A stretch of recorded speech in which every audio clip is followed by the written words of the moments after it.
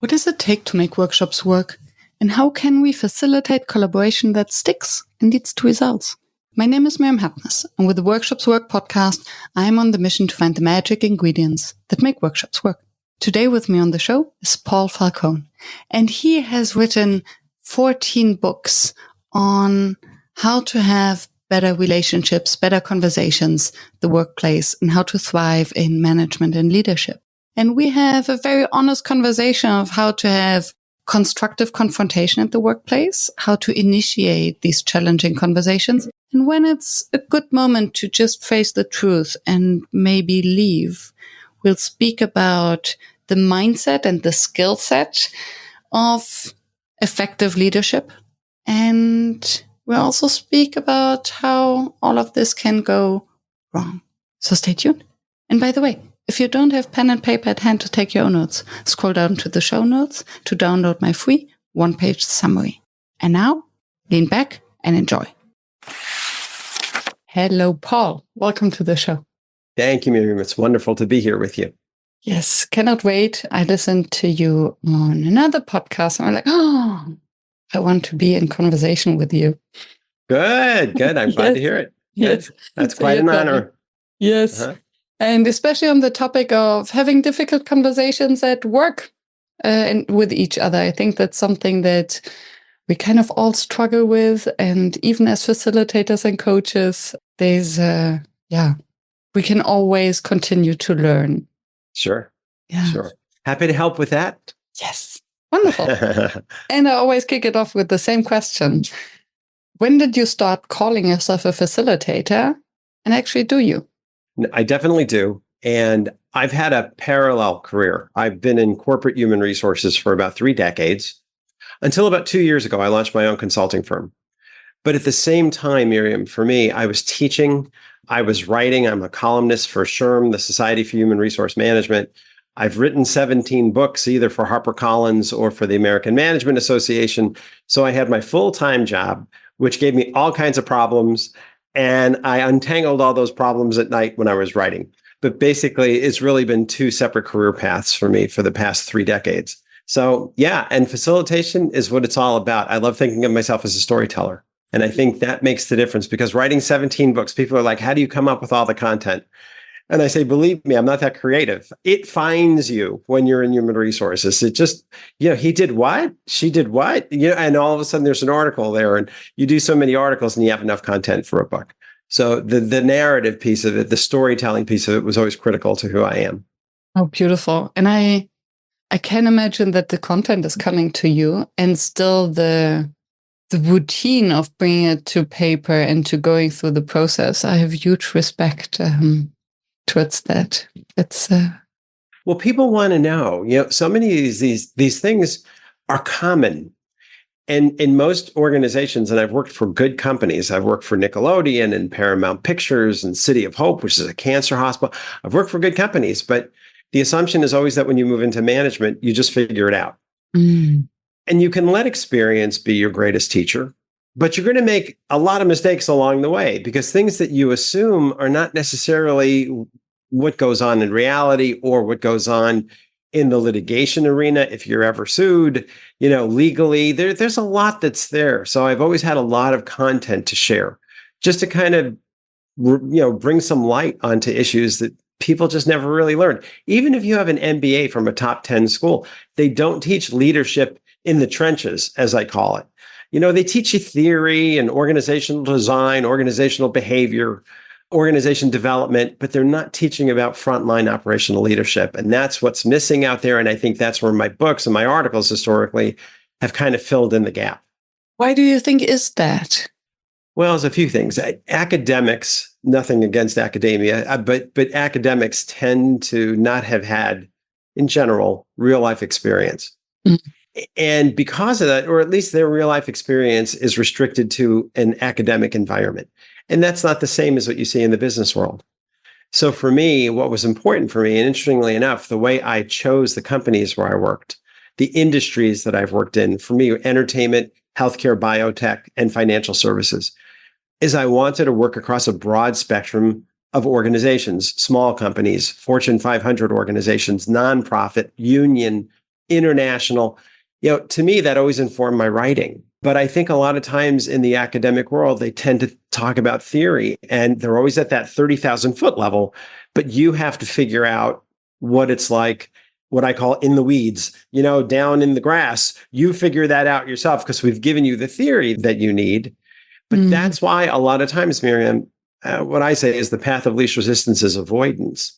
People do not want to confront their employees. They look the other way, they sweep it under the rug, they hope it goes away and fixes itself, but it rarely does. So you have to learn how to be able to approach people in a way that they'll listen to you and want to make changes for themselves. Thank you. This makes a lot of sense. And I wonder whether this learning how to approach people actually means learning how to be human.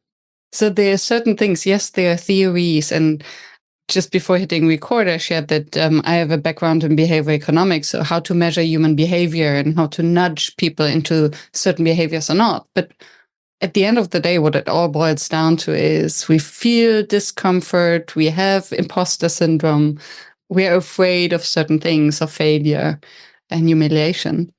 Yeah, that's true. And when I was growing up in my career, I would talk about soft skills. And we want to do soft skills training. And the people in the company would be like, get back. We don't want soft skills training. Go away.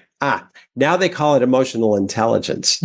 And it's one of the top 5 things that CEOs are looking for in their senior executives and in their frontline operational leadership teams. It's the same thing. They changed the terminology. But the reality is, in today's environment where retention of employees is getting difficult, and so much of the work has moved to a remote situation where either they're fully remote or they're hybrid, you have to be able to build relationships with people when you can't see them. When they're out of sight, it's more difficult. So they need to make sure that their frontline leaders know how to build bonds of trust and respect and interpersonal relationships. Well, thank you. 30 years ago, they called it soft skills. It's okay. It's the same idea. I think really where the bond to any company is more emotional than it is intellectual. When you love your company, more importantly, when you love your boss, when you feel like I'm working for someone who really brings out the best in me, who helps me do my best work every day with peace of mind. The expression we use in English is he has my back or she has my back. They're always kind of there to bring out the best in me. People aren't going to leave the company when they feel they have that kind of relationship with their boss. The question is, how do you make it safe for the bosses to be able to create those circumstances where employees can motivate themselves? And that's where I think the management training comes in. So that's what I've been focusing on for the last couple of years. Yeah. And I think everyone would subscribe to that, right? We prefer working with people we care for, and being happy at work is so important. And you mentioned before the word avoidance, and especially with the remote environment, it's so easy to avoid the difficult conversations that then actually support the creation of these trusting relationships that you mentioned. And I wonder, how do you get to that? Let me put it differently. If we want these good relationships at work, it's so easy to avoid the difficult conversations and to sugarcoat, and then we just pretend that everything was fine. And then the stress leads up or adds up, and we end burned out. How can we avoid this catch-22 or a trap, or however you want to call it? Trap is a good word for it. So what it looked like in my world, Miriam, was the manager didn't do their job in talking to the employee. The manager gets frustrated, doesn't say anything. It gets all caught in their throat. And then some proverbial straw is broken on the camel's back, using that expression. Little thing happens and boom, now they come into my office in human resources. They want the person fired. And I'm like, well, wait a second. What did you do to help?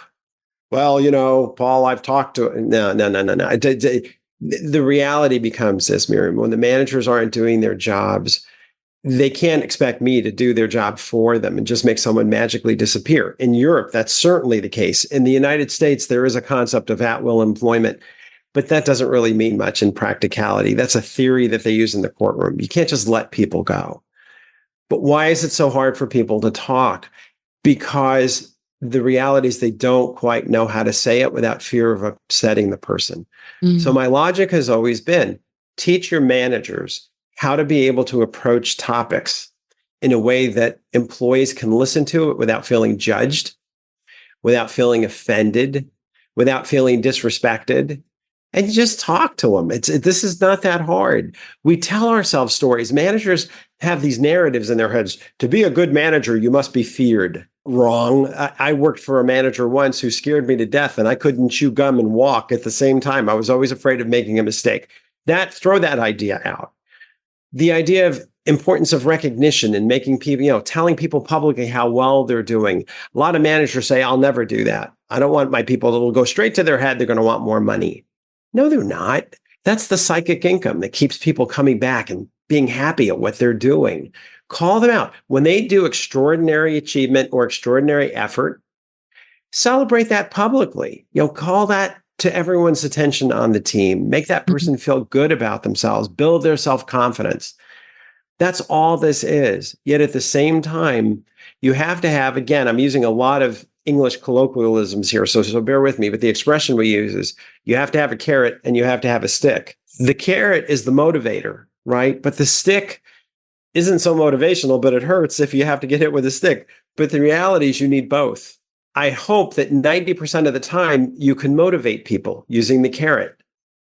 But 10 to 20% of the time you are going to need to use the stick as well, because some people just are not going to play nicely. Some people are not ready in their lives to be fully contributing. And so you have to know how to structure terminations. You have to know how to issue written warnings and those types of things. The books that I've written on, the one we're talking about today is called 101 Tough Conversations to Have with Employees, which is about how to make it safe for your managers to say things that may feel very uncomfortable, but they still need to say it, and they can say it in a constructive and respectful way. But two other books I have written, one was called Management Off or Leadership Offense, and the other one was Leadership Defense, using the sports metaphors. You have to have a strong offense, but you also have to have a defense. Otherwise, you're not going to have much of a team. There's both that are needed. And in the workplace, your managers have to have the self-confidence to know how to make themselves vulnerable in a healthy sense so that their employees feel like they can be vulnerable as well and trust other people. But they also have to know how to hold people accountable to a certain level of performance and conduct. So it's really both. And you can see just hearing these topics why you can write books on this stuff all day long. There's a lot of material out there. But again, I think my goal is to give managers back to themselves, is to give managers a sense of feeling like I feel confident in my job. I know I can do my job well. I know I can help people perform at their highest level. So that's in theory how I've always kind of focused my writing on the managerial audience.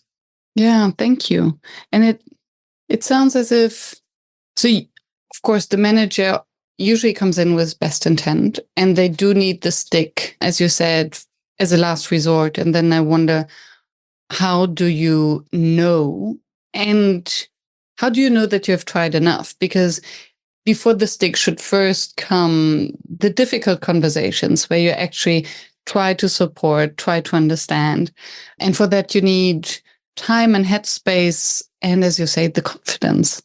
I think if the managers are already burned out and lack the headspace or the confidence, it's also very difficult to approach their team members without sounding aggressive or disrespectful or pushing. So what part is maybe mindset, what part is skill set, and what part is just like self-care? That is a brilliant question. I love that question. What part is mindset? What part is skill set? And what part is self-care? And my answer is yes. That's the answer to that question because it's all of them, Miriam. Let me give a quick example. A manager is dealing with someone who's a top performer in sales. They bring in 50 to 60% of the branch's revenue every month, just that one person. But that one person can have a toxic personality. Because they know they're bringing in all the revenue, they can be very disrespectful towards others and kind of kill team camaraderie. Okay, now you have to have a conversation with that person. You don't want to lose them because they bring in more than half of your revenue, But you want to come to them from the standpoint of career and professional development, not feeling judged. So if you use terms like, Paul, you always do this, you never do that. That's not true. Managers right away start to generalize and they use words like always and never, and that's not fair and it's not accurate, but that's their discomfort coming out. The wiser way to approach this is, again, to come from the career and professional development standpoint. So you can sit with someone and say, Paul, look, I wanted to talk to you one-on-one in private because there's something that may be missing awareness that can help you over the longer term in your career. They say the most important decisions about your career are going to be made when you're not in the room. That's the same for me as it is for you, as it is for everybody else. And if this issue continues to miss awareness, it could hurt you in the future when you're not even there to defend yourself in that proverbial room when people are talking about where did they take Paul Falcone in his career. I want to share that with you, not just as your manager, but almost as a coach, if you'll allow me to. Do I have your permission to talk? Now, at that point, you can once you've given them that opening, they're like, yeah, I guess. What's going on? Okay, good. Now you can talk to them about anything you want because you've coached it in a way that's for their best interests in their career development. When they pull out, Miriam, the Gen Y and the Gen Z, right? Gen Y millennials are basically 45 and under. The Gen Z Zoomers are basically 25 and under. These are the most studied, what do I want to call them? Generational cohorts in world history. We know everything about them, thanks to the think tanks and the PhD research. And social media and all the big data. Right? So when we find out what they want, survey after survey after survey, career and professional development keeps coming up as a top 3 or a top 5 element in all these different surveys. What does that mean? What does career and professional development mean? Well, it means couching things in a way that will help them see things in a much broader perspective, not making them feel judged, not making them feel like they're bad people. But you can segue that conversation into, Paul, let me tell you what I think. I want you to become a people developer, not just a salesperson. I mean, if you really want to see your career going from individual contributor like you are now into management, director, VP, senior VP, chief sales officer territory, if you really want to see that kind of trajectory for yourself, you're going to have to do it through people, not despite people. Yeah. And all of a sudden you can see, Miriam, now they're starting to like, oh, I never thought of that before. And it's like, yeah, now it's in their best interest to partner with their boss who's made him or herself a coach. I'm sorry, go ahead. Thank you for sharing that. And for me, what rings through is how to help them to feel comfortable that the boss cares. So they're not just having this feedback conversation in order to punish them or bring something uncomfortable across. No, they care for the development of this person, and hence they make very clear what's in it for them. And everyone, especially those who are specifically maybe competitive or have higher aspirations in their career, they do want to know how they can even perform better, what's in it for them. And I love this as an approach, and asking for permission, as you just mentioned. And while listening to you, actually, and speaking about the different generations, so many follow-up questions come up. One is, yes, the Gen Z Y are they're into self-development, they're into this coaching, they're maybe more familiar with this language. On the other hand, especially now, is it Gen Z, the latest, the 25 and under, they're so used to asynchronous communication. They're so used to high pace, fast processes. Even when I try to watch a cartoon nowadays, this is too fast for me. I cannot follow. I get nervous. But this is what the kids grow up with today. So Right. how do you have, as a manager, to adjust to this generation? And then as a follow-up question, what if it turns around? So how do you deal with the boomers who might actually be in the privileged position of, I never had to explain myself. I just cashed the bonus because I'm such a good salesperson. And now you want me to be nice? Wonderful questions. Again, excellent questions. So a couple of thoughts. As a society, we've lost the ability to sit around the campfire and have the elders pass wisdom down to the younger generations. We're just too busy and we're looking at our phones and we're not taking the time to do that. And the way I've always explained it when I do my management training is, listen, that's what staff meetings are about. And that's what one-on-one meetings are about. It's giving you an opportunity to pass the wisdom, to pay something forward, to teach new generations how to become better leaders. And it's not as hard as you think. You just have to make space for people to find a way to motivate themselves. I don't have to motivate you. You cannot motivate me. We can't motivate one another, not in the true sense, because all motivation is internal. So your job isn't to motivate, but your job is to create the circumstances where people can motivate themselves. Mm. And that's a very, very simple thought. So let's go to Gen Z for a minute, to the question before we get to the boomers. Gen Z continues to test out as the loneliest, most isolated, and most depressed generation on the planet, even more so than people in retirement homes. And the reason is because they're the first truly digital generation. They only know what it's like growing up with iPhones in their hands. They don't know a time in history before phones and computers and everything. The problem is we are social animals as human beings, and without having human connection, the electronic piece of it is not enough, which is why the isolation and the loneliness and the depression kicks in. So one of the things I think as leaders we have to talk about is, how do we help the 25 and under crowd feel more comfortable, feel more confident, even in light of the fact that COVID didn't help us with that. COVID pushed us away, basically forced us to live in our homes, which is exacerbating a serious problem to begin with. Now, COVID did have some positives. One of the things about studying Gen Y and Gen Z is they wanted a greater sense of work-life, family, control, balance, equilibrium. Because the just-in-time technology came out and we had things like Zoom and Microsoft Teams and Google Meets, all of a sudden we realized we can keep business going without having to physically be in the office. But so there's a positive, but everything has positives and negatives, right? The negative was they weren't growing up and becoming best friends like I did. When I think back, some of the best friends I ever have made in my life were from my early years at Paramount Pictures. I didn't have the mentors. A mentor for me, I've had mentors in many of my jobs and many of my companies who said, let's go to lunch and let's talk about what you want to do in your career. You don't get that when you're working remotely. So again, we have to look at this and say, okay, for that particular generational cohort, how do we socialize them? How do we make it more comfortable for them to build relationships with others, to find mentors and coaches? There are apps for that. The good news is the digital technology world is coming up with all kinds of technology now to say, this is how your people can have virtual chats and how your people can have a virtual lunch together. And this is good, but it's still going to be a challenge. And we have to realize that. Apps are great, but only to a degree.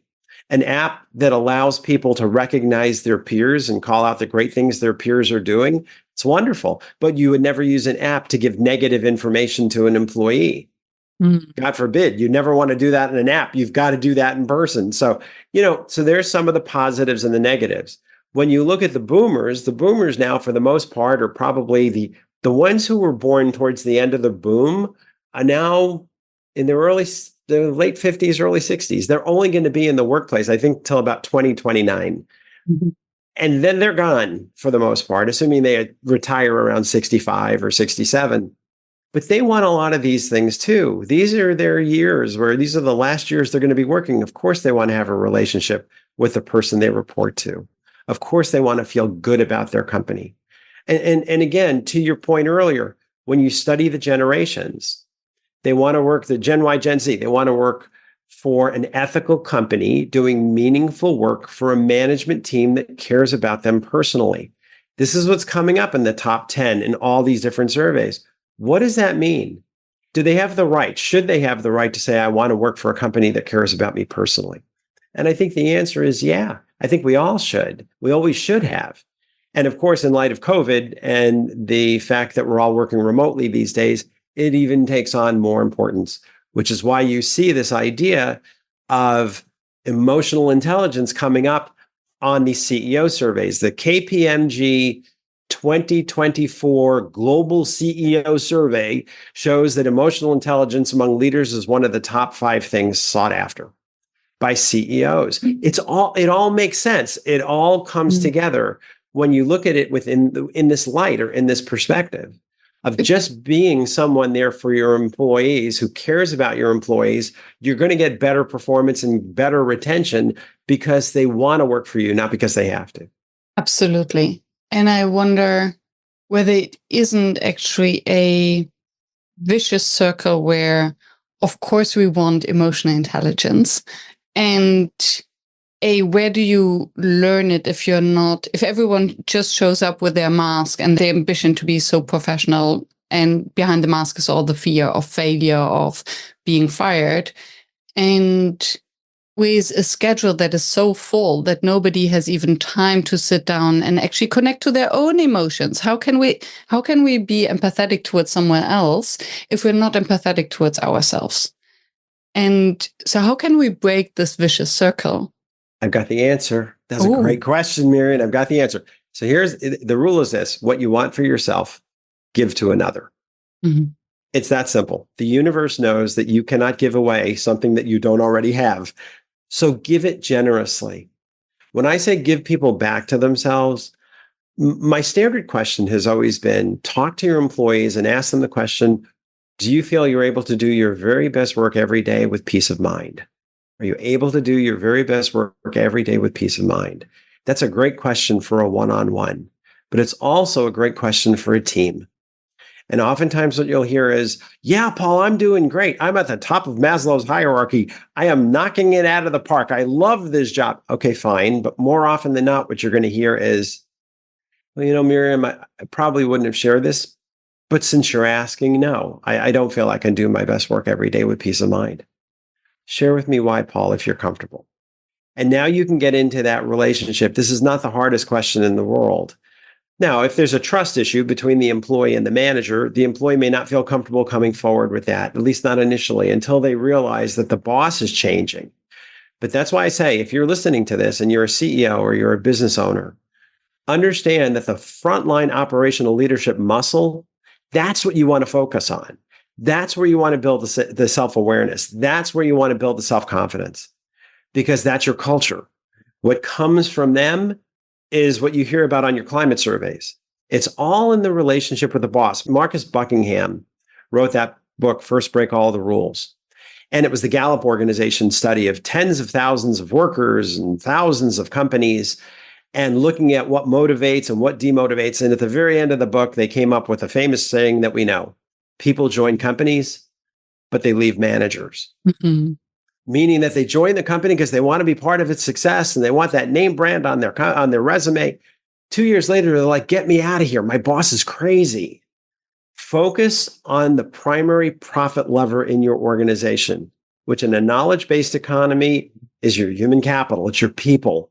But the shepherd of that asset is your frontline operational leadership team. Do not leave it to them to figure this out on their own. It's too hard. And to your point, they're worried about their own jobs. They're worried about their own performance. And a lot of people who move into management never make that mind shift switch from being an individual contributor to being a leader. Mm-hmm. They stay individual contributors. They just get the title of management and they get 4 or 40 or 400 people underneath them. But they're still individual contributors in terms of their mindset, because that's what they were able to control. That's what made them successful to begin with, and they won't give it up. But if you don't help them make that mindset transition, again, to your question a little bit earlier, it's very, very difficult for people to all of a sudden become great leaders. You have to talk about it. That's why the staff meeting is important. That's why the one-on-one meetings are important. When I do executive coaching, Miriam, when I start a new assignment, the first question I ask an executive is, be honest with me. Would you want to work for you? Mm-hmm. And I get silence, and I get the eyeballs looking up to the left. And I get a very hesitant response. Well, Paul, I mean, yeah, but I'm very busy. And right away, they start getting into the making excuses for that top sales producer.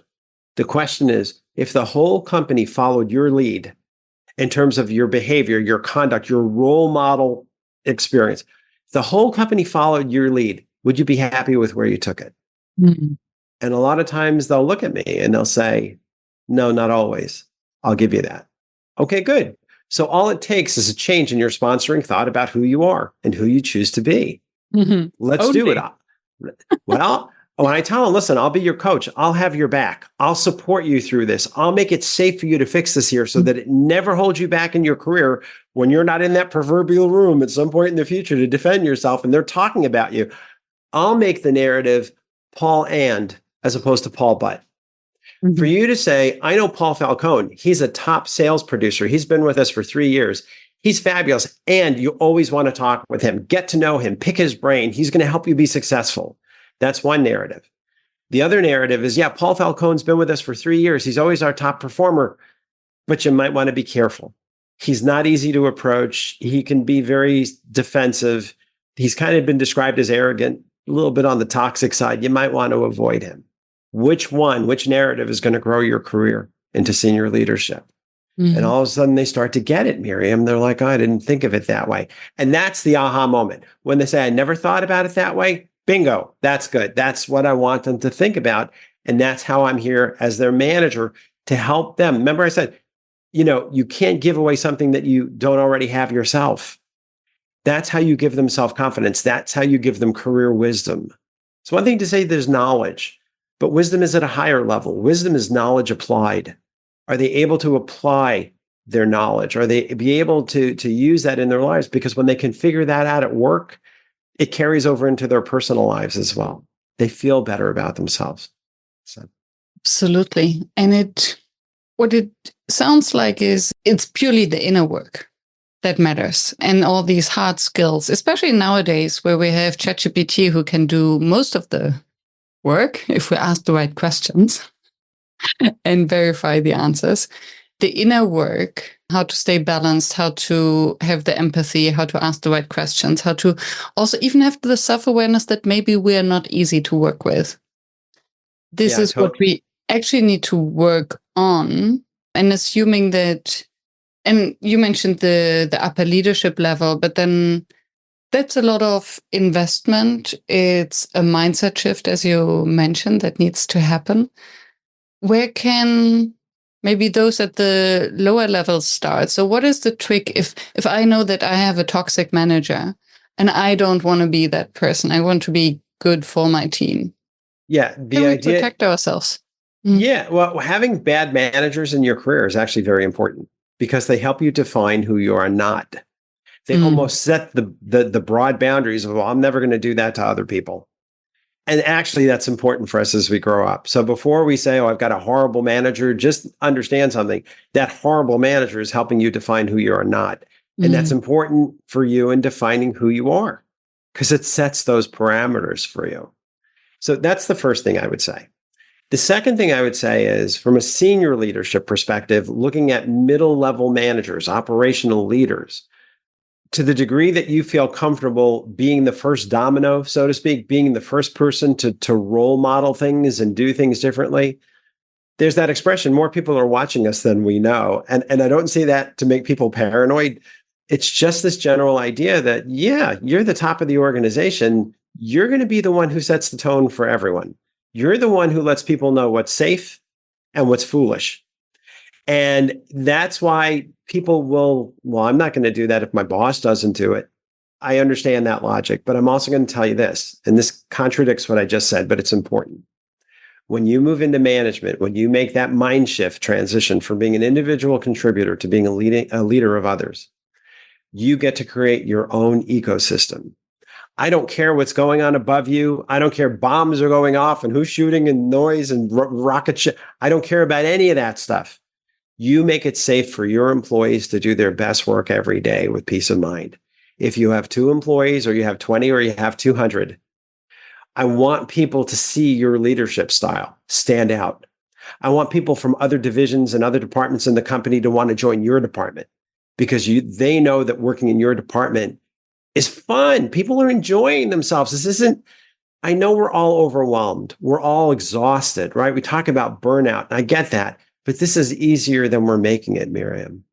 Because we tell ourselves these narratives, as I mentioned earlier, don't recognize your employees. They have to fear you. That gets in our way of being great leaders. The reality is, to the degree that you can make yourself vulnerable and you can be the role model for your employees and talk about it, that's what the campfire is about. That's where the elders pass wisdom down to the young. And I've always said, teach what you choose to learn. You don't have to be a master of this to be able to teach it. Teach it while you're learning it yourself. That's what I've done for 3 decades. That's how I created 17 books. I'm learning this stuff as I go. And I get that. And I think for me, there are few curiosities coming out, because I think those who listen to this podcast are not the ones who think that, oh, you have to lead with a strong hand and everyone needs to be fearful. They're rather the opposite, right? So the audience are usually facilitators, or those who have a high degree of self-awareness. And they will burn out because they care too much. They will burn out because they're having all these good conversations and they really want the team to thrive. And hence, at the end, they are squashed between maybe the upper management that does not have the same kind of empathetic, human-centered approach. How can we protect ourselves and still show up as these leaders? There's always one of the books I'd written was on workplace ethics. And it's this idea of, where's the threshold for you, right? And yes, that idea of feeling squashed is normal. I mean, everybody feels squashed, including the CEO in a publicly traded company. They have to worry about the board of directors. I mean, they can feel squashed too. At some point, you'll know when it is really ethically the time for you to leave. But let's not use that in this example. Let's talk about how do you protect yourself when you're living in a less than perfect world. The first thing I would say is, to the degree that you can, start management training at the top, highest levels of the organization to get them on the same page. You always want that leadership alignment around these ideas. When I do training, I don't go in and train middle managers, because I can train them. They're going to say, Paul, this sounds great, but you need to tell my manager because she doesn't do this, right? It's that kind of thing. You got to start at the top and work your way down. And to the degree that you can, you set the role model, because people are watching you too. I'm not naive. I've worked in investment banking. I've worked in healthcare. I've worked in movie studios. These are not necessarily the kindest people in the world. Not always. But at the same time, we're all human. And we all basically have the same needs. And what I found was, when I can treat my employees a certain way and have a reputation in the company for leading in a certain way, people trusted me more. People came to me. They would make themselves vulnerable. People from other departments would come to me and say, teach me how you're doing what you're doing, because I like what you're seeing. So, because we all have that same fundamental need, Miriam, to be accepted, right? But to be able to make it better for people. No one wants to come to work and be mean. They just feel like that's how I'm treated, so that's how I'm going to treat everybody else, which is, again, understandable, unless you can bring them to the wisdom that says you don't have to be this. You actually be successful in your own right, especially with your own teams and departments. Okay, and then if we don't want to preach to the converted, how do we then approach this difficult conversation with our manager, maybe, who does not take enough time, who maybe makes us feel judged, puts us under pressure, and puts us down, although we are doing a good job? So how do we do it up the hierarchical ladder? It's much harder to do it up. That's the hardest way to do it. It's easiest to do it down. It's easiest to do it sideways. Doing it upwards, it depends. Sometimes you work for what I call proverbially the Neanderthal manager, right? The one who has no self-awareness. The expression is, if the only thing you have is a hammer, everything starts to look like a nail, right? And that's all they know how to do is pound, pound, pound, but there's not a lot of humanity in there. If you've tried different things and you can't really get that person to budge, because truly in your heart of hearts, they just don't have that gene in their system. They just don't have an ability to communicate well with other people. You find that you're covering for them all the time. People go to you rather than going to your boss because it's easier to come to you. You do have to make a decision. No one says you have to stay with the same company for the rest of your life.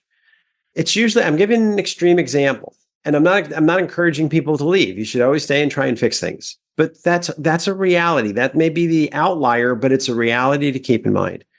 The other piece of it is to give the feedback loop upwards, to say, can I have your permission to speak with you about something off the record that's been bothering me, as an example? Or can I just talk to you about something that, if you don't mind, just person to person, I'd like to share with you because it sometimes gets in my way to do my best work every day with peace of mind. And they'll say, what's up? Start using words like, I feel.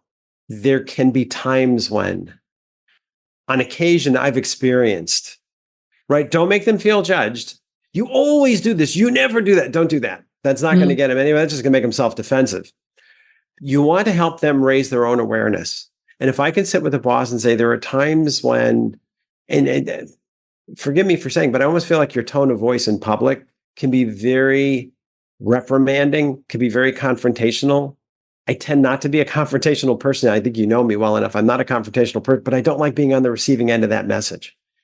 Can I ask something that if there's ever a time when you feel like you do need to confront me, can we do it in private like this, as opposed to doing it in front of my peers? Because I feel like there's a public humiliation that goes on with that, and I'd prefer to avoid that. Now, that's a nice way of saying it. You've thrown it out there. Now, people are going to say, well, wait, Paul, that sounds good, but what happens if I get fired? That's the question. They're going to go back to the ethics on it, Miriam. It's like, at what point does it become where enough is enough? This has happened to me enough times where I'm not going to do this anymore. People will look at you, and bullies, the story about bullies is, take the schoolyard example. When you're a young child, they push the kids up against the fence. The kids who don't fight back, they keep pushing. The kids who push back, they usually will leave them alone and go find someone else. I think that's important in the workplace. You have to have teeth. You have to be able to push back on your boss. So if one element is you need to know when it's time to leave, fine. Another element may be you need to know when enough is enough and you need to put it on the line. That's fine. That's a second. Let me give you a third. The third one is don't ever allow it to get there in the first place. Don't let that bully push you against the fence. You have to be able to push back and say, I don't appreciate how that was handled. I don't treat you that way. I would never treat you that way. Now, that's primarily because you're my boss, but I have to tell you, I wouldn't treat you that way if you were my peer or you were my subordinate either. And that's important. And you would say this immediately when it comes up, right after the incidents, then hopefully one-on-one in private, asking for a moment to speak. Right. What are your options? Say nothing and let it fester. Option 2, say it in real time when it really happens, which I think is the most effective. Third option is let it build and build and build until you realize, well, I'm going to say it because I don't really care at this point, because if I don't say it, I'm going to leave anyway. And the fourth one is tender your notice and resign. Look at it on the spectrum and say, where do I choose to be in all this stuff? This is not the last time you're going to have a really tough boss. I hate to say it. You're going to have many of them. When I look at my career, I've had 8 leaders who played significant roles in my career. And 4 to 4.5 of them were wonderful, but 3 to 3.5 of them were not very good. I still had to be me, despite the fact that I was working for people who I didn't really care for or didn't respect. I had a manager one time who said to me, I'm concerned about the relationships you have with your clients. And I said, I love my clients. Why would you feel that way? And she said, that's the problem. I don't want them to love you. I want them to fear you. I didn't have anything to come back with. I don't want to be feared. That's not who I am. I knew that relationship would not last very long, because if she was looking for someone who is a fearmonger, I was not the right guy for that job. You have to know when to say it's not the right time for me to stay at a particular company. It was a good company. I had a very high position. It doesn't matter. You have to know yourself. You have to be true to yourself. So you go back to that self-defense mechanism, is talk yourself through this stuff. Coach yourself through this stuff. Do a chat GPT search if it makes you feel better, and say, how do I approach my boss when I'm frustrated with my boss's behavior and conduct? But find a way to make it comfortable for you. That's the key, Miriam. You can't just use my words. You have to customize this so it fits your personality and your style, to be able to have the strength and the bravery to talk to your boss about something that doesn't sit well with you and that makes you uncomfortable. And I think you can find that, but better that than quitting outright. And the boss says, well, I didn't even know you weren't even happy. Don't do that. That's not fair to them. But more importantly, it's not fair to you. Figure out how to fix this. And then if you choose to leave, you can, but fix the problem first. Don't run from the problem. Yeah. And I think the key, from what I noticed and also hear in your words, is not to make the other person feel judged and taught, especially if it's someone higher the hierarchy. Nobody wants to be told what to do or how they misbehave. But I think approaching it with curiosity and then avoiding the blaming part of it. I'm very curious at the moment in the entire field of nonviolent communication, where how can you communicate in a way that you don't attack or blame or shame the other person? And one big word that I stumble across very often is, I feel disrespected, which sounds like a feeling, but it's actually a judgment of the other person not respecting me. And this in turn makes the other person feel defensive very quickly because, they have all the reasons to become defensive because they just have been judged. I would totally agree. Yeah. Yeah. So how can we, and when I shared this recently in a workshop with corporates, they were curious. And then the first question was like, but what's an alternative to say that I feel disrespected? Because I did feel disrespected. And then I wonder, in the corporate world, how often or how honest can we be about our feelings before getting dismissed and get over it? You're overly sensitive. You're overly sensitive, right? That's always what you're going to hear. You're being too sensitive. Okay, so there's a few things. The two key words to all of this, feeling and perception. Feelings are not right or wrong. They just are, right? No one's going to tell you that you don't have the right to feel that way. It's just how you feel. Same thing with the word perception. And I'll get to that one in a minute. But let me talk about when you're talking to your boss. If you were to say, sometimes the way you address me in public makes me feel, I don't want to say disrespected because I don't want to make any drama of this, but it makes me feel judged. It makes me feel like I'm not doing a good job. And you tend to call that out in front of other people. And I feel embarrassed in front of my peers. I would just ask you, if you wouldn't mind, and talk to you about this, could you hold these kinds of meetings with me in private as opposed to calling me out in person in front of others? Because it makes me feel embarrassed and it makes me feel humiliated. What are your thoughts? You can say that because you're being honest now. You're not saying you make me feel disrespected. You're saying it in a little bit of a kinder way. It's the same message, but it's all about how I'm perceiving what you're doing. And I think that makes it better. Now, let me go to the flip side for a minute, Miriam. When I'm talking to managers about how to talk to their employees, like that top sales producer who doesn't play well with anyone else, holding them accountable for their own perception management is a way to have that conversation. You can talk to someone about, they used to call them public relations firms, PR firms. Now they call them perception management firms. It's the same thing because perception is reality until proven otherwise. And if you don't mind my saying, Paul, I think you've got a perception problem on your hands. I think that your peers tend to avoid you rather than come to you. And that can hold you back in your career. If you're not the one they're going to, senior leadership, wherever you are, at whatever company, isn't necessarily going to look at you and say, that's the one we need to promote to VP or senior VP. You've got to make it more welcoming. Now, I'm here to help you. I would be happy to coach you through this and make it safe for you to do this right here, right now, at this point in your career, so it doesn't ever hold you back. But even if you choose not to allow me to be your coach, that's okay. But I'm still going to hold you accountable for your own perception management. And what I mean by that is, it's not others being too sensitive. It's not how you see this. It's about how your actions and behaviors are coming across in the eyes of others. That's how I'm going to hold you accountable. And that needs to be fixed, because this is a once in a career conversation. I'm not going to keep having this conversation over and over again. I don't believe in that. But if you can't turn this around, I'm ultimately going to have to consider whether you're the right person to be on this team. Yeah.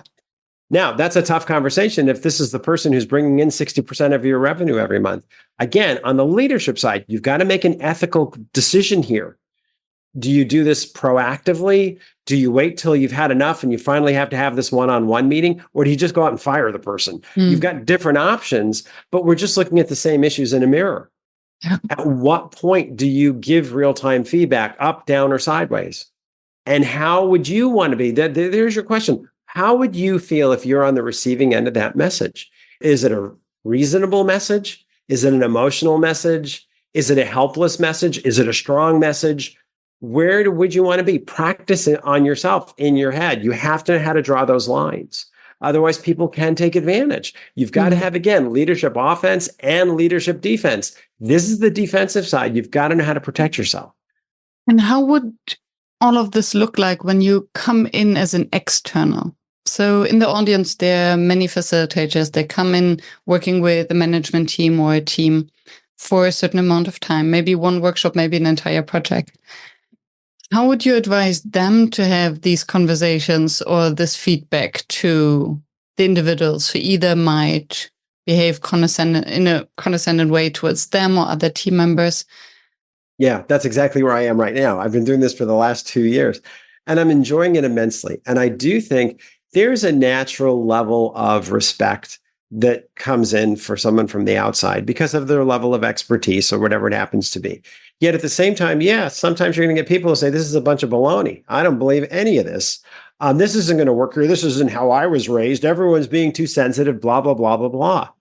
There have been situations, not many, but there have been some where it's kind of an outright challenge. How do you handle that? My answer to that is very simple. I tell them, you guys, this is my game, okay? Not yours, with all due respect. I'm the one in charge in this for right now. So I need you to kind of hold off on any preconceived thoughts, give me a chance, and keep open to the fact that this may be the most important training you've ever gone through in your life. I would feel resistance towards that, I must say, to be told that. Okay. But again, I'm the outside consultant. Mm-hmm. If they're gonna keep barking at me, they're gonna keep challenging me. There's nothing that says I have to work here and continue doing this. That's why I like being a consultant. At some point, I've got to put them back in their place. And I will tell them, you guys, this is my game. It's not yours, not right now. I need you to be open to this. I need you to hear what I happen to say. If after we've gone through this, you feel like, no, this is a terrible waste of your time, I'll apologize. That's not the point. The point is this could be the best training you've ever gone through in your career because it could be a game changer in terms of how you see yourself and how you see others.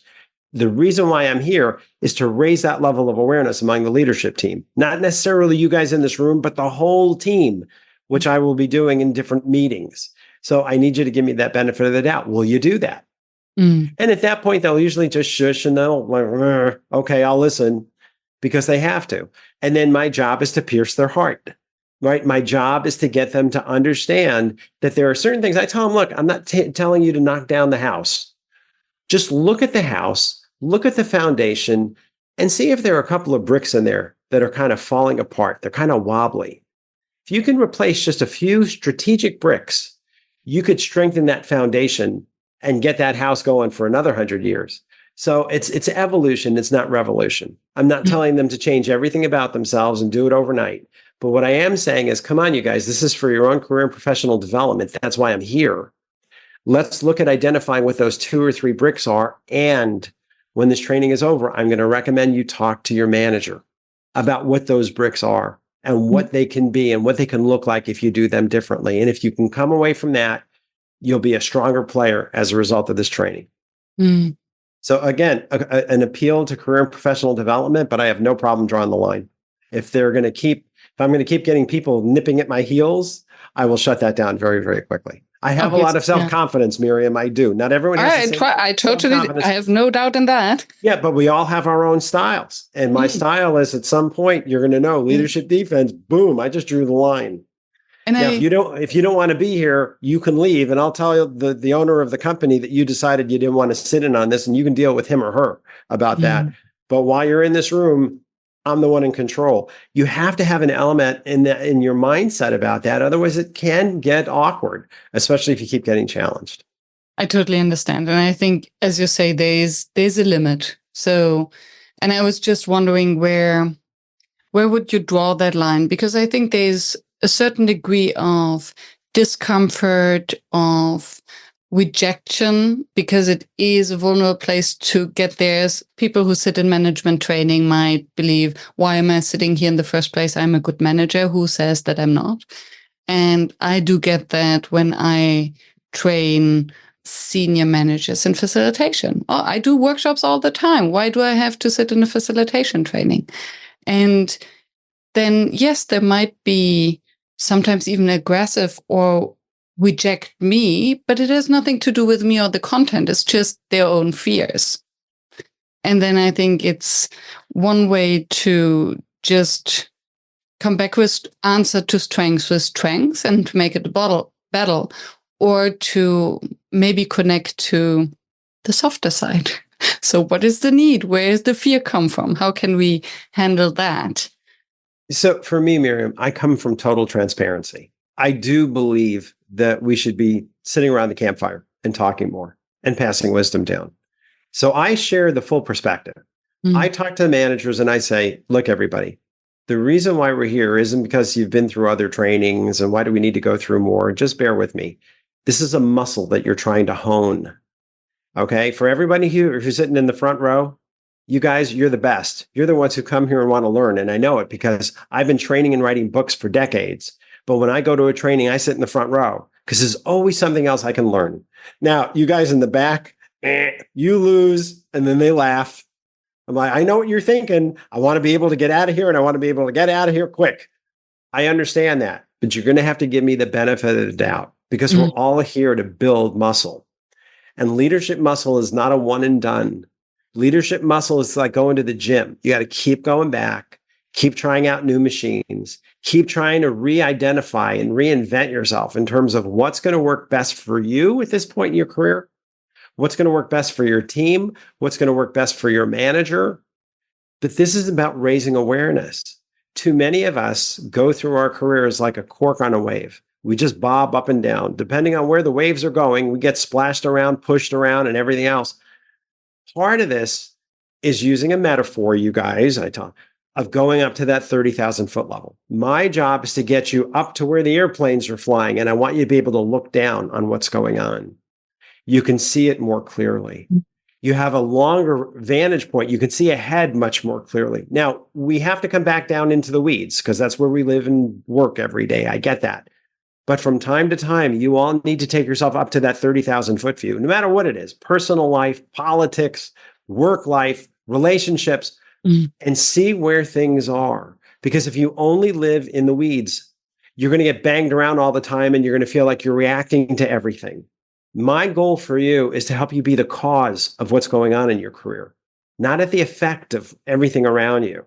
But you have to see it clearly. Now, once you're done with that exercise, which is what this training is all about, is getting you to that 30,000 foot level, at the end, we're going to come back down to the weeds. You can go back to your office or back to your shop floor and do whatever work you need to get done. But you've got to see it outside of the normal everyday perspective. And that's what I'm here to help you do, is to build that muscle for your own career and professional development. That message, they will listen. That is not a message that people are going to say, oh, this is baloney. They may come in thinking this is a bunch of baloney borscht. Yeah. But the point is, they need to understand that the company is paying for someone like me to come in for a reason. And I tell them what that is. That what I've heard is that you have strong teams and you've got good tenure, but there's not a lot of cross collaboration going from department to department to department. Would you guys agree with that? So, is that a primary concern here as I've heard it? And now we get them talking about things. So what I hear is that you start by creating kind of, or acknowledge the fact that some of them don't want to be there and that this is okay. So already kind of calming down the nervous system, and then also pointing at the elephant in the room and stating the truth. Okay, this is why we're really here for. This is what's happening. And then basically confronting them with this maybe difficult truth, but then at least it's out and everyone can work on that. Absolutely. I like to make them laugh because that's my personality. And I'll say, I've seen managers throughout my whole career who say, I don't need training. I've been doing this for 20 years. And what I'm thinking is, you've only managed 1 year. You've just repeated it 20 times, but you've never really learned anything along the way. You guys, this is a chance to you to hone that muscle, build that muscle. Yeah. And I'm here right now to make it safe for you to do so. Yeah. So that kind of, again, most people are not going to still fight it at that point. I've never gotten to a point where people were still resistant. At that point, they're laughing a little bit. They're like, yeah, I get it. Okay, so what do you got, Falcone? And now mentally, I know that they're kind of like more open. Yeah. But the transparency, that full transparency of why I'm here, this is what I'm hearing, and you tell me. Sometimes I'll say, okay, you guys, this idea of cross-departmental communication, collaboration, whatever you want, pollination, whatever you want to call it. Where are you guys? Scale of 1 to 10, 10 being you're the best you could possibly be, 1 being you're horrible. Give me a number. And 4, 6, 5. Okay, good. So now I got it, heard it. We've all heard the same thing. Why are we a 5? The average you're telling me is 5. Why? Now I get them talking again. Well, we're 5 because we don't know. Good. Now we go through that for a few minutes. Then the next question is, what would make us a 10? And in that gap analysis, that's the takeaway. That's the action plan. Now, the only thing I have left to do, because I'm doing this at the beginning of a workshop, at the end of the workshop, I'm going to say, okay, now that we've identified what the action plan is, I need to know who's going to be responsible for making this work. Because it's one thing to come in here and complain, thank you, but that's not why I'm here. It's another thing to say, we've identified the gaps, we're committed to fixing them. How are we going to do this? Who is going to do this and what it's going to look like? Because I want the business owner to know 3 months from now, man, they really got something out of this. And I'll tell them, you guys, that's how I make a living. So you better make me look good. I joke with them about that, but Miriam, that is the truth. It's not enough to come in here and say there's a problem. It's enough for me to get in there to say, what's the problem? What's the degree of it? Once we know what it looks like, who's going to take responsibility for fixing it? And how are we going to do it collectively as a team? That's the real value in doing the training. And have each other's back. And have each other's back. Correct. From your experience, what brings a workshop to fail? If there's a lack of transparency, first of all, they're not going to believe it. You have to be able to make yourself vulnerable to a degree as a trainer, right? You have to make yourself vulnerable as a manager. You should be able to make yourself vulnerable as an employee in a healthy sense. If people like those TEDx talks, one of the top 10 TEDx talks of all times is on the importance of vulnerability. And it's by Brene Brown, correct. University of Texas at Austin. Listen to that. Play that with your employees. Watch it together as a team.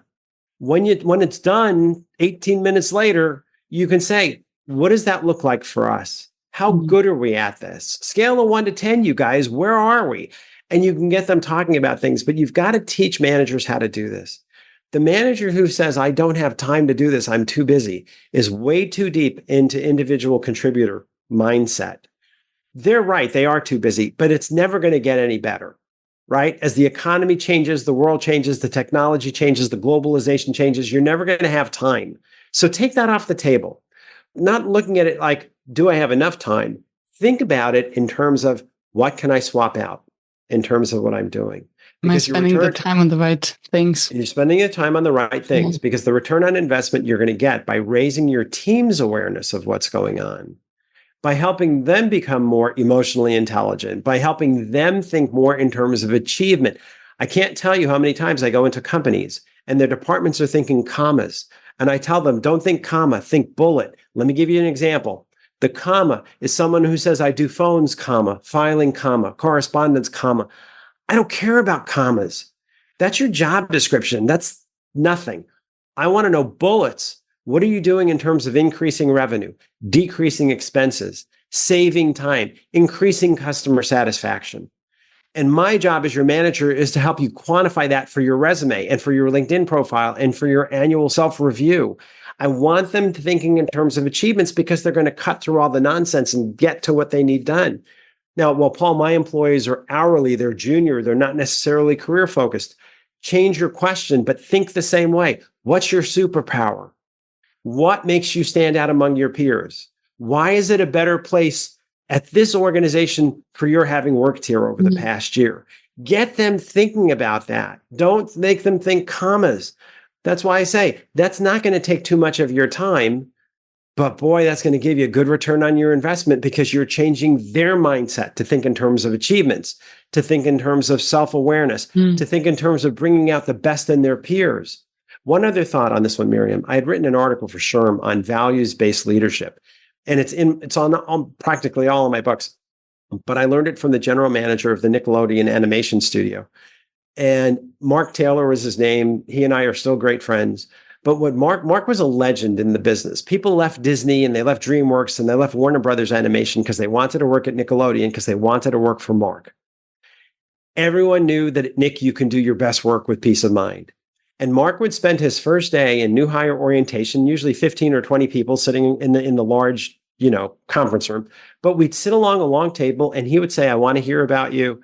I want to get to know you guys. I will know you all by name, but tell me about yourself. Tell me what brought you here to Nickelodeon. And they'd all talk and we'd spend an hour doing that. And then Mark would, at the end of that, say, you guys, I want you to know a little bit more about me, but I want you to know about our grade 8 rules. And you're going to hear about them when you start. Mark's grade 8, but everyone knows what they are. And they are more important than what's in your employee handbook and in the policy and procedure manual and in the collective bargaining agreement and in the code of ethics. I want you to know these 8 things so that you know what's expected of you. And the first one is always bring out the best in those you work for and work with and make people know that you have their back. And that would be his first one. And then he'd go through his others. But the bottom line is what he was basically saying is, these are my expectations of you. And as long as you understand what these expectations are and you strive to meet them, you're going to be fine. But understand something, if you don't, there will be consequences. I hold everyone accountable just like I do myself and everyone else.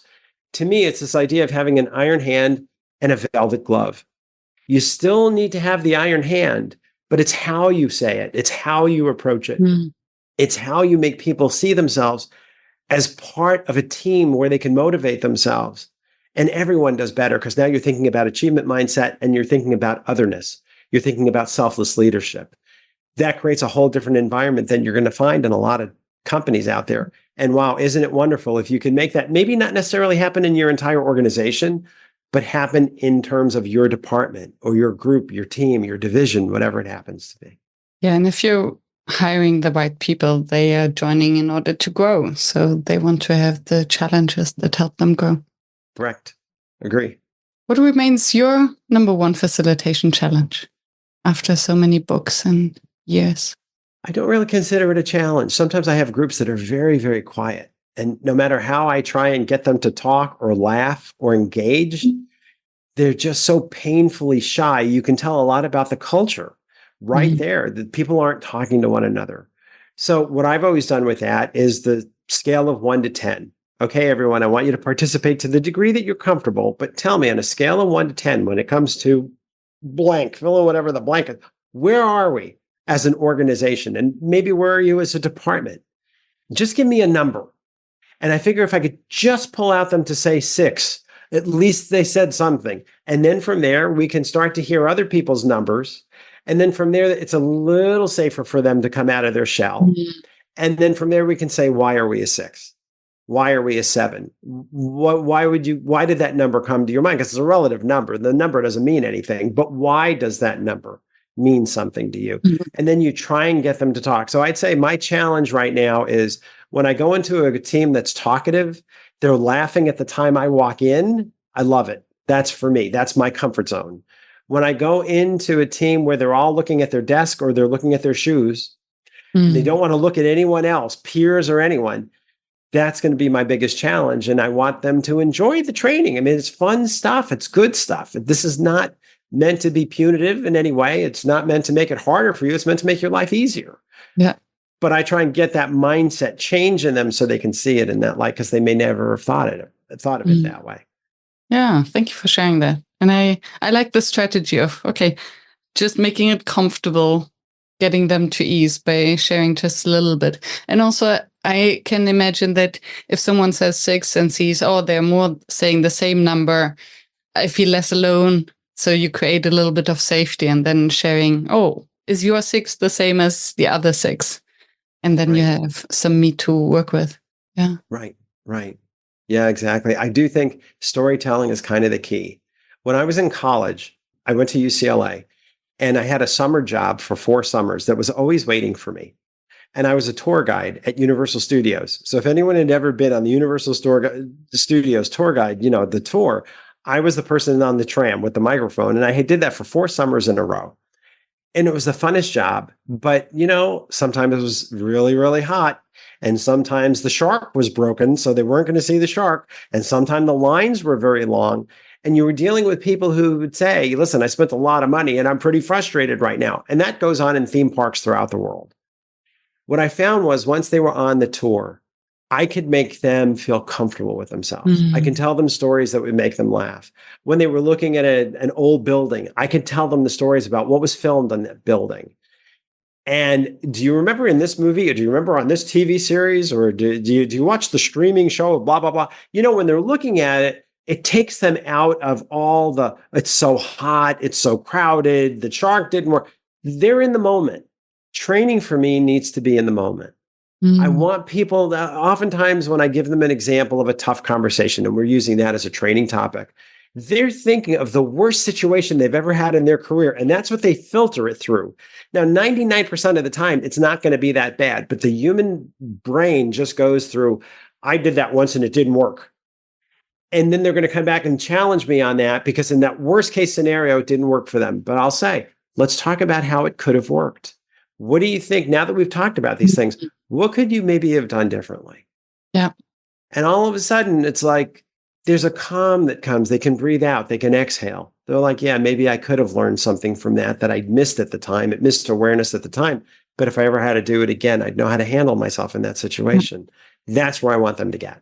Thank you. And I love the anecdote of you being a tour guide in the theme park, because for me, this is an area where we need facilitation and often it gets forgotten. So how to help this grumpy client who has been standing in line for ways too long without water in the heat or even in the rain, how to get them into the moment, and how to create maybe even a little bit of a community group feeling within this group who will be joining you on the tour, right? And that's an art. And they're all strangers. But the funny thing is you can go into a company and like that example I gave you where they're all looking down and they won't look at each other. They're strangers too, because the company didn't do a good job of bonding them and bringing them together. Again, a culture I have to respect. I can't change everything as a trainer. But even one other thing, think about what your favorite tools are and give them tools they can use. If I have just a minute, Miriam, I'll explain. When I'm doing the management training and I'm giving them the example of that salesperson who's the top performer, but is difficult to deal with. And there's that talk about the most important decisions in your career will be made when you're not in the room. And, I want to help you influence that, what they're saying about you in the future. That's fine. But a tool that I teach them is just on a piece of paper, draw a circle and cut it in half. And on the top half of the circle, write performance. And on the bottom half of the circle, write the word conduct or behavior. Whichever word you like is fine. But you can talk to someone using a simple visual and say, Paul, on the performance side, at the top of the circle, you're doing great. You consistently bring in 60 to 70% of our branch's revenue month after month. You're doing great. That's not why we're here. Okay, I want to continue. I want to see you continue doing that. I'm here to support you in any way I can. But I'm here to talk to you about the bottom half of the circle. The bottom half of the circle, when it comes to your conduct or your behavior, you're not really meeting expectations there. And let me explain why. If you were stronger in that area, people would be seeking you out for help. People would be looking to you for guidance. People would laugh more when they're dealing with you. People would want to come and see you, not because they have to, but because they want to. You'd be the role model who could replace me when I step aside. You're not quite there yet, but I have to hold you accountable for the full circle. Everyone gets held accountable for the full circle. So despite how well you're doing in the top half of the circle, if I had to give you a performance review right now, you'd only partially be meeting expectations. You wouldn't fully be meeting expectations. But I'm calling you here now because I want to talk to you about how to strengthen the muscle that builds the bottom half of that circle. Because if you can get as strong in the bottom half of that circle as you are in the top, your career goes nowhere but up. But I don't want to see this hold you back. So let's talk about it. And now, again, a simple tool, piece of paper, cut a circle in half, but you'd be surprised. The managers come back 3 weeks later and say, oh my goodness, I tried that with someone. It worked. I don't know why it always seems to work, Miriam, but it works. It's like people can hold that in their understanding. And it's a very visual way for people to see, no matter how well you're doing on performance, that does not excuse the fact that you're not easy to work with. Yeah. And the form does all the talking you need. So you don't have to make them feel judged or make them feel bad about themselves. But you can very objectively say, I need you to be as strong in the bottom half as you are in the top half of that circle. And voila, it seems to work. Yeah.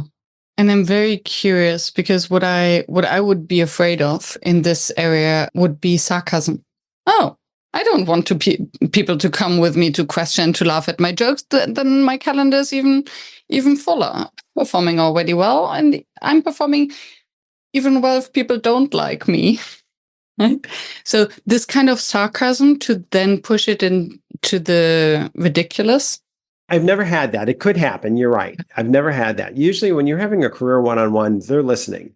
Even if they're cocky and arrogant and think that no one could touch them because I've been here for 30 years, or because my father is the CEO, or because I'm the sales producer. When you're having these kinds of conversations with people, they tend to take it seriously. But as a trainer, I was just going to say, as a trainer, give them the tools. When they walk out with nothing from my training, I want them to walk out with what I call the performance conduct circle, because they can use that, and it gives you automatic credibility as a trainer to say they got something there. 2 years later, they remember the circle. They still use the circle.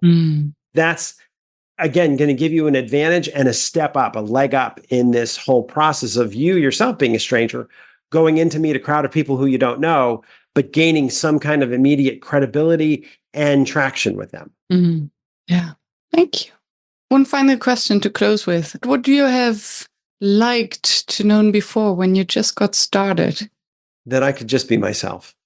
I, too, was telling myself narratives because I started in training. I was working for a recruiting firm, a headhunting firm, and I was their director of sales. And that was I got that job pretty quickly. I started with them as a headhunter. They promoted me into the sales the sales training, because they realized I was kind of good at that and I loved it. But it was a newly created position, but I was afraid. Call it imposter syndrome, call it whatever you want. I was afraid to really, truly be myself. Here I am 3 decades later, and I am so myself. It is what it is.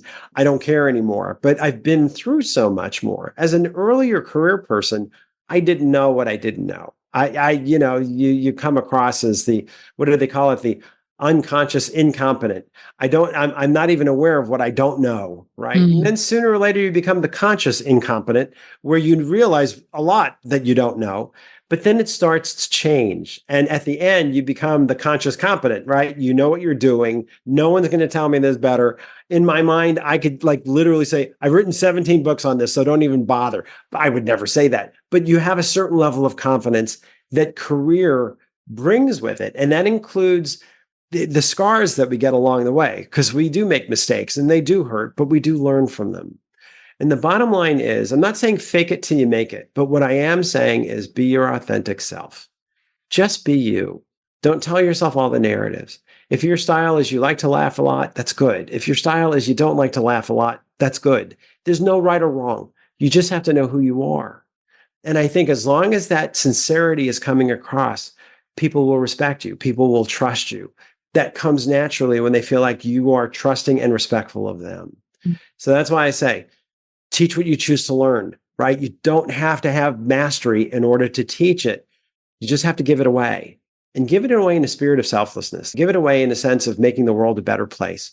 If that's the only way you're looking at your life and your career, you're going to go very, very far, because people are going to recognize that. And this idea of giving people back to themselves is really that sense of, you're wanted here. I appreciate you. I like working with you. I admire the work that you do. You give people that feeling and build their self-confidence, you're going to be their favorite trainer they've ever had, and they'll remember you for that. But it has to come from sincerity. But keeping it that simple, that's the wisdom. Forget all the knowledge, forget everything you learned in school about the 5 steps to this and that. Just be yourself. And to the degree that you can do that, you're going to cut through all the nonsense and go much further in your career than you otherwise might have expected. Thank you. My pleasure. Beautiful. Thank you for staying tuned and for listening until the very end. I hope that you found the inspiration and the wisdom that you are looking for. And I hope that you will subscribe to the show so that you never miss any of the interviews with another inspiring facilitator from across the world. I'm devoted to continue this podcast and to deliver weekly an episode that maintains the quality that you expect and you deserve. And if you would like to help me to maintain this quality and to keep the podcast free, please help us. Visit workshops.work/support to make a small donation to keep the podcast free. Thank you so much.